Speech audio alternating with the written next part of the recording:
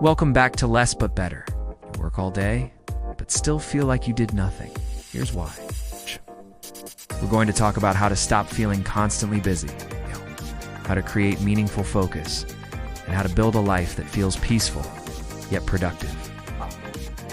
Because if you feel overwhelmed and unproductive, even though you've been working hard, this is for you. So my question for you today is, are you busy or are you effective? Are you busy or are you effective? Are you busy or are you effective? These two questions seem synonymous. We often use them interchangeably in our daily lives. However, they are not the same thing. If we ignore the difference between being busy and being effective, we can fall into a trap of busyness without ever truly accomplishing anything. We live in a world where busyness is glorified. It's the badge of honor we wear proudly on our sleeves. Where the busier we are, the more important we think we are. But this couldn't be further from the truth. As Tim Harford said, we need to learn to say no with the same ease as we say yes. How good it would be if we could teach children that it's okay to say no, that we don't have to do everything we're asked to do, that we shouldn't do everything we're asked to do. So many of us struggle with setting boundaries, with prioritizing our own needs, and with focusing on what truly matters. Instead, we find ourselves constantly reacting to the demands of others, whether it's replying to emails, attending meetings, or taking on new projects.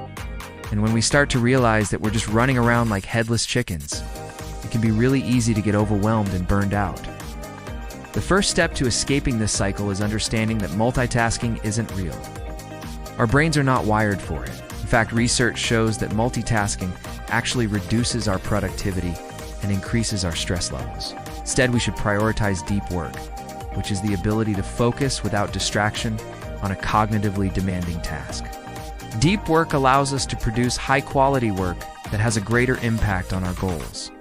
So instead of trying to juggle multiple tasks at once, we should make a conscious effort to minimize distractions and focus on one task at a time. This might mean setting aside specific blocks of time to check our email or turning off notifications while we're reworking on a project, but creating meaningful focus is only half the battle. We also need to ensure that our efforts are directed towards the right things. We can't just focus on the wrong things effectively.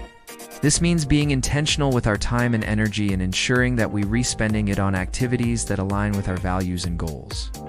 This might mean learning to say no to requests that don't align with our priorities, or delegating tasks to others when possible. By being mindful of how we spend our time, we can ensure that we're making the most of our limited resources and working towards what truly matters. So here are some ways to start channeling your energy into what truly matters. First, practice minimalism. Planning can be a powerful tool for productivity, but it's important not to get caught up in the planning process itself. I love to plan, but I try to limit myself to 30 minutes each week for weekly time blocking. By planning in advance, I set myself up for success. I know exactly what I need to focus on, and I'm less likely to get distracted by less important tasks. But it's also important to be flexible and adaptable. Sometimes plans don't go as expected, and that's okay. The key is to learn from any setbacks and adjust your plan accordingly. Overall, planning is a valuable tool for productivity, but it's important to use it wisely and not get lost in the details. Second, establish morning and night rituals.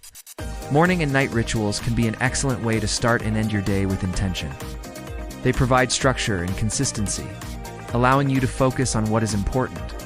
A morning routine could include activities like journaling, meditation, or exercise, while a nightly routine could involve winding down with a book or taking some time to reflect on the day. By establishing these rituals, you set the tone for the rest of your day and create a sense of balance and normalcy. They provide a much-needed sense of grounding and can help you stay focused and productive throughout the day. Plus, they're just a nice way to start and end your day. And third, create white space in your day. White space in your schedule refers to the open or free time that you have available to you.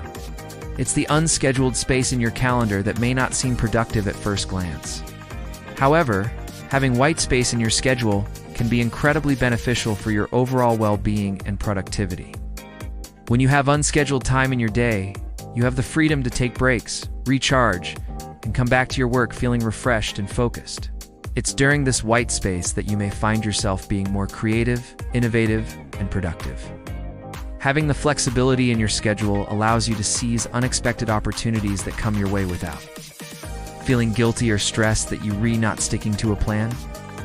Ultimately, white space in your schedule allows you to be more adaptable, creative, and present in your life. It gives you the freedom to take care of yourself and to embrace new opportunities that may arise.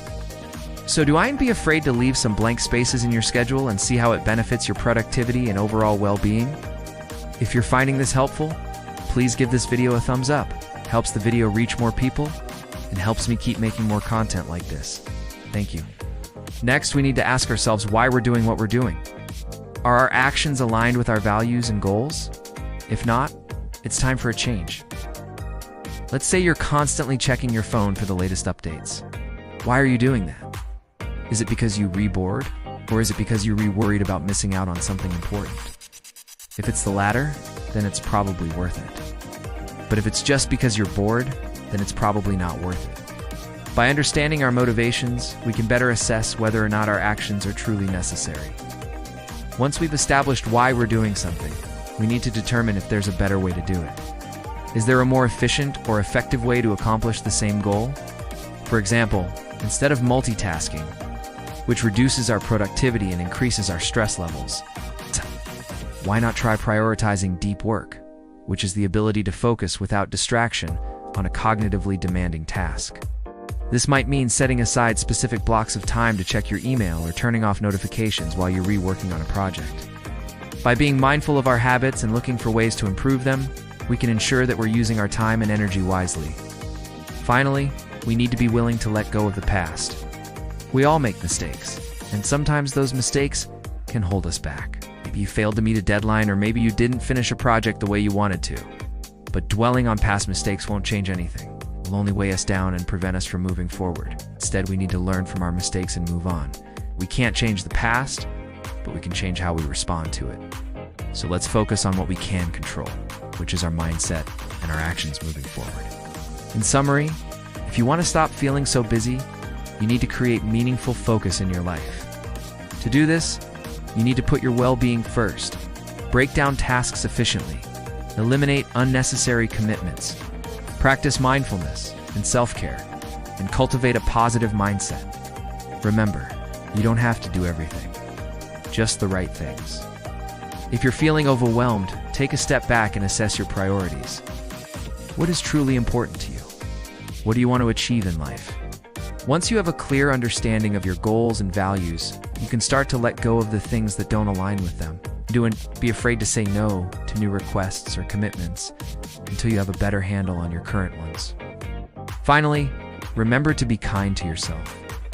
Transitioning to a more intentional and focused life takes time and effort. Be patient with yourself and celebrate your progress along the way. You got this. If this made you rethink your habits, follow less, but better for more.